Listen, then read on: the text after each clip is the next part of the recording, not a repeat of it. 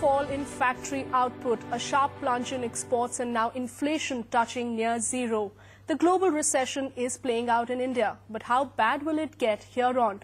With us on Ride the Recession this week, Montek Singh Ahluwalia, Deputy Chairperson of the Planning Commission and one of the government's chief economic architects. Thanks very much, Dr. Ahluwalia, for being with us here on the show. A couple of months back, policymakers were trying to bring down inflation levels, and now we have a situation where inflation has touched near zero levels. Clearly not a healthy sign. We were worried about inflation a little less than a year ago, and we told you that it's going to come down, and I'm glad that it has come down. But to such low levels, it's definitely not a good sign to have inflation at near zero levels.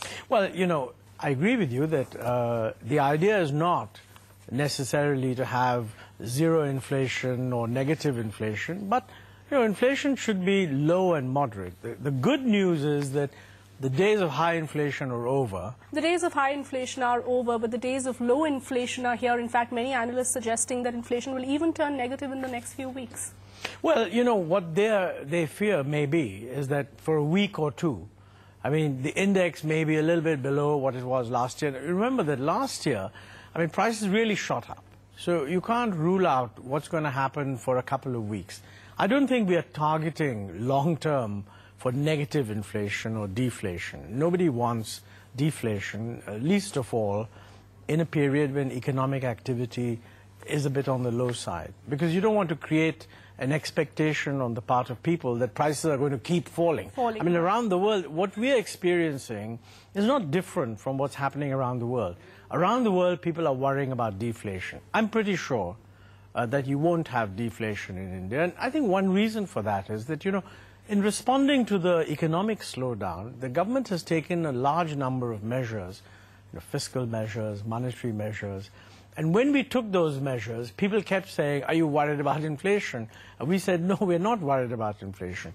So I think with those stimulus measures, I don't think you will see falling prices, but you will see a moderation in prices, which is a good thing. So anything between 4 and 5% is a reasonable level of inflation.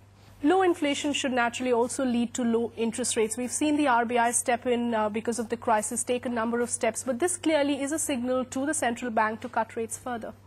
Around the world, I mean, that's a call which the RBI or the central bank everywhere makes, and I think it's best that we leave it to them. But there's no doubt whatsoever that the fact that inflation has gone down means that we have a lot more room in monetary policy.